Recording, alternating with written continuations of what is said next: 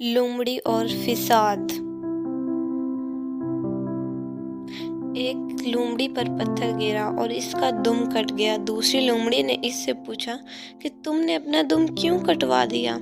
پہلی لومڑی نے جھوٹ بولا اور کہا، مجھے لگتا ہے جیسے میں ہوا میں اڑ رہی ہوں، یہ بہت مزے کی بات ہے۔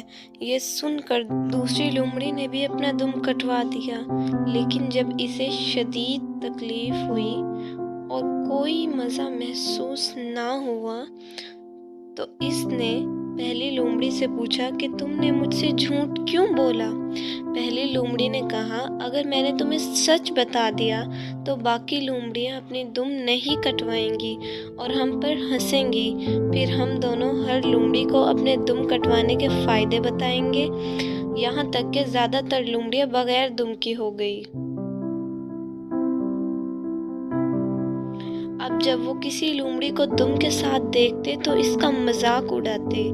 کہانی کا سبق: جب معاشرے میں فساد عام ہو جاتا ہے تو نیکی لوگوں کو ان کی نیکی پر طعنے دیے جاتے ہیں، برے لوگ ان کی بہتری کو مذاق اور طنز کا نشانہ بناتے ہیں۔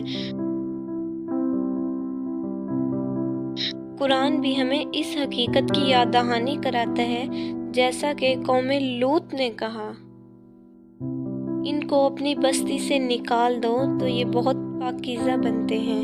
حقیقت: جب بدی غالب آ جائے تو اچھائی پر طنز اور نیکی کو عیب سمجھا جانے لگتا ہے۔